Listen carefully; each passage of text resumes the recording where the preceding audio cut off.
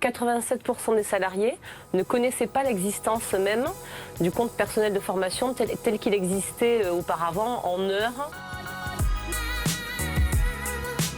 On avait un système très opaque et très complexe, dans lequel finalement seuls les experts de la formation pouvaient comprendre ce qu'ils faisaient. On cherche à désadministrer le système, c'est-à-dire que jusqu'à présent, l'action de formation, c'est une définition très administrative et assez cadrée, et là on ouvre justement à l'innovation pédagogique.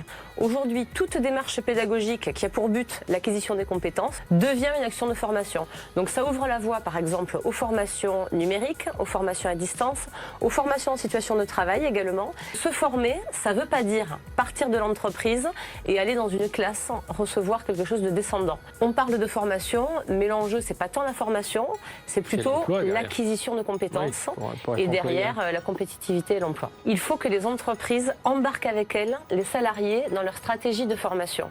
Pour convaincre les salariés qu'il faut co-investir sur des formations gagnant-gagnant en fait.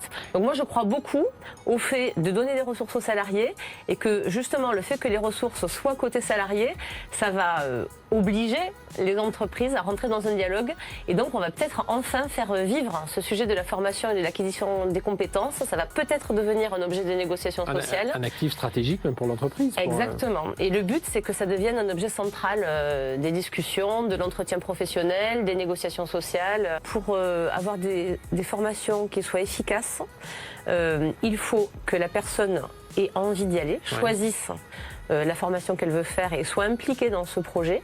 Seulement 6% des ouvriers choisissent leur formation. Ça veut dire qu'il y en a 94 qui partent en formation sans avoir choisi, subissent, entre guillemets, qui partent à reculons. Comment vous voulez que quand on part dans cette démarche-là, on en retire quelque chose de positif en termes de compétences. Donc voilà, là l'idée c'est vraiment que la démarche parte de la personne aussi et d'être au plus près finalement de l'opérationnalité pour que le transfert se fasse bien.